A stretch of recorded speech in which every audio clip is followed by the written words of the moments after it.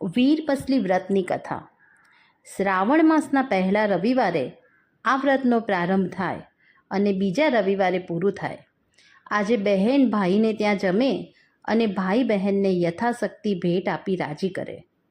હવે વ્રત કેવી રીતે કરવાનું?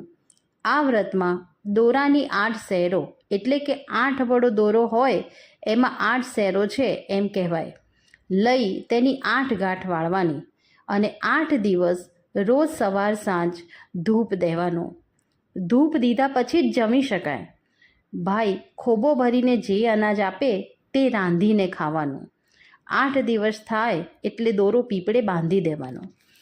આ છે એની વિધિ. હવે આપણે સાંભળીએ વીરપસલી વ્રતની કથા. એક ખેડૂત હતો.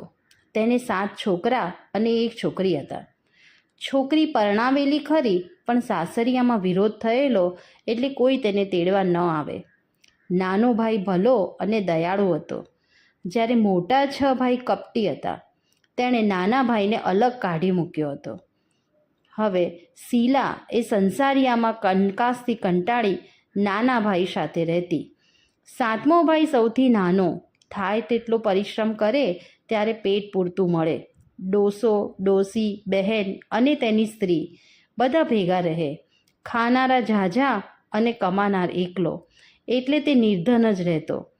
બહેન નાના ભાઈને મદદ કરવા 6 ભાઈઓના પાસે કામ માંગવા ગઈ. ત્યારે અભિમાનથી તેની ભાભીઓએ કહ્યું કે નણંદમાં, તમારાથી થાય તો ઢોર ચરાવવાનું કામ કરો. બહેનને તો કાંઈ કામ જોઈતું હતું. આથી તેણે હા પાડી અને સાંજે ભાભીઓ જે કાંઈ વધેલું ઘટેલું આપે તે ઘરે લઈ જઈને વહેંચીને ખાઈ લેતી હતી. એક વખત તે ઢોર ચારી રહી હતી ત્યારે કેટલીક છોકરીઓને વ્રત કરતી જોઈને તેણે પૂછ્યું કે બહેનો, તમે આ શું કરો છો? છોકરીઓ બોલી, આજે વીરપસલી છે, વીરપસલીના દોરા લઈએ છીએ. આ વ્રત કરવાથી 12 માસ ભાઈને સુખ મળે. એ દોરા અમે ભાઈના જમણા હાથમાં બાંધીશું અને ભાઈનો ખોબો ભરાય તેટલું અનાજ રાંધીને જમીશું. બહેને વિચાર કર્યો કે મારે 7 ભાઈઓ છે. 7 ભાઈઓમાં 6 ભાઈઓ તો બોલાવતા જ નથી અને નાનો ભાઈ નિર્ધન છે. મારું વ્રત ઉજવશે કોણ? તોય એ દોરો લેવા બેઠી. છોડિયાએ પોતાના લુગડામાંથી 8 તાતણા કાઢી ગાંઠો વાળીને દોરો આપ્યો અને કહ્યું, 8 દિવસ સુધી નાહી ધોઈ દોરાને દેવતાથી ધૂપ દેજે. દોરાને ધૂપ દીધા પછી જમજે. 8 દિવસે દોરો ઉજવીને પીપળાને બાંધજે.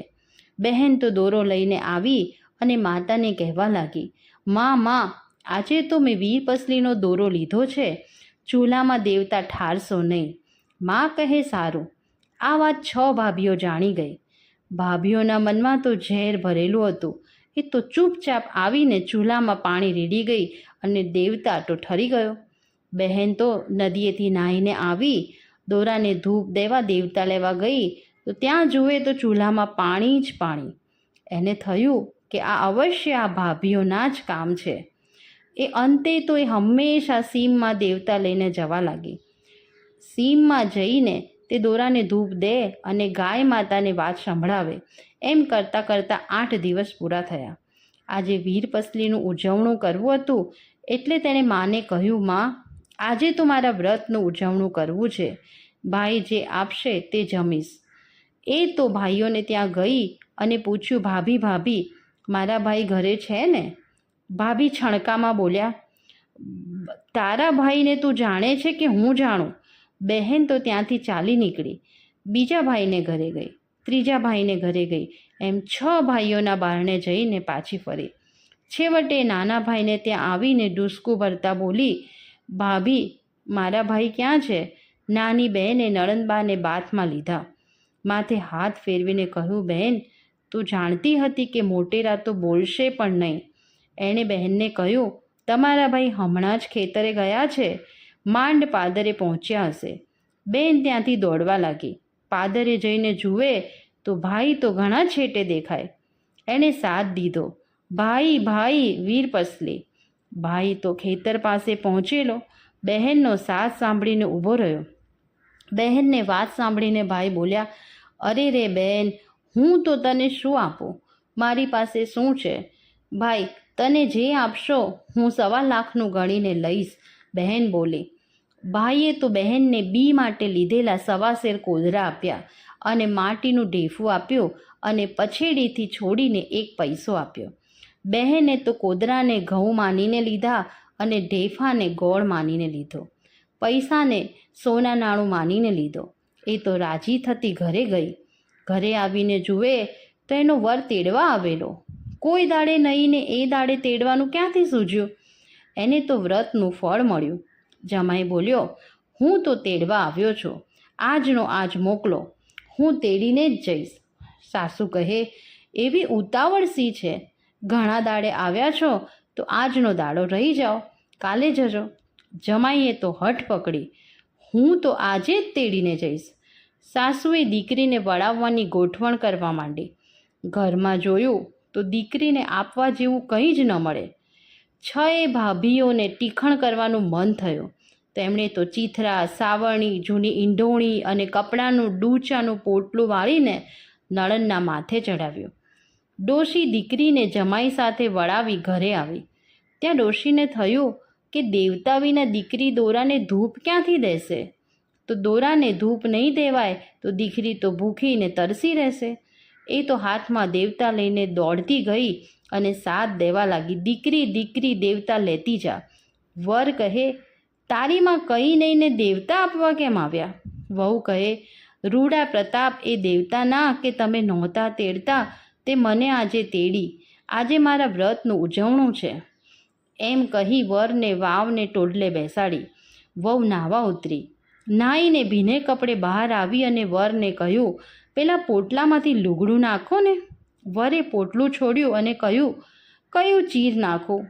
વહુને થયું, કેવા મારી ઠેકડી કરે છે. એ બોલી, અમારે નિર્ધનને તો હીર ને ચીર ક્યાંથી હોય? વરે લુગડું નાખ્યું. વહુ લુગડું જુએ છે તો કસબીનું કોરું રૂપાળું અંબર. ખરેખર પોટલામાં જાત જાતના મોંઘા મોલની સાડીઓ થઈ ગઈ. એણે તો બહાર આવી હરખમાં ને હરખમાં દોરાને ધૂપ દીધો. એના મનમાં થયું કે પૈસો આપું તો એ પાસેના ગામમાંથી સીધું લઈ આવે. છેડેથી પૈસો છોડીને જુએ છે તો સોનાનું નાણું. ઢેફું જુએ તો એ તો ગોળ થઈ ગયો. કોદરા જુએ છે તો કોદરા ઘઉં થઈ ગયા. એના આશ્ચર્યનો પાર રહ્યો નહીં. એણે સોના નાણું આપી પોતાના સ્વામીને સીધું લેવા મોકલ્યો. ત્યાં તો વાવની પાસે મોટી હવેલી થઈ ગઈ. સીધું લઈને વર આવ્યો. વહુને 7મા માળના ઝરૂખામાં બેઠેલી જોઈને તેને નવાઈ લાગી. વર તો ધીમે ધીમે મેડીએ ચડ્યો. બંને જણે પેટ ભરીને વાતો કરી. વહુએ રસોઈ માંડી, પણ જ્યાં ખોદે ત્યાં સોનું જ સોનું.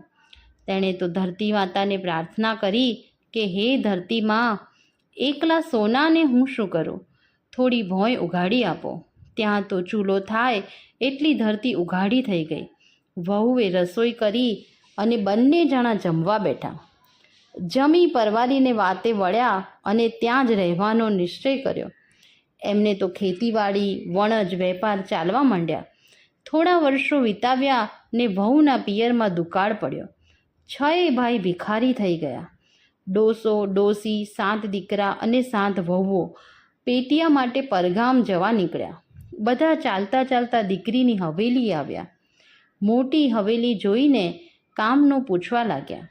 7મે માળેથી દીકરીએ પોતાના ભાઈઓ અને મા બાપને ઓળખ્યા અને તેમને પોતાના ત્યાં રાખ્યા. 6 ભાઈઓ અને 6 ભાભીઓને વૈતરાનું કામ સોંપ્યું. તગારા, કોદાળી ને ઈંઢોણી આપ્યા અને નાના ભાઈને અને નાની ભાભીને કશું જ કામ નહીં અને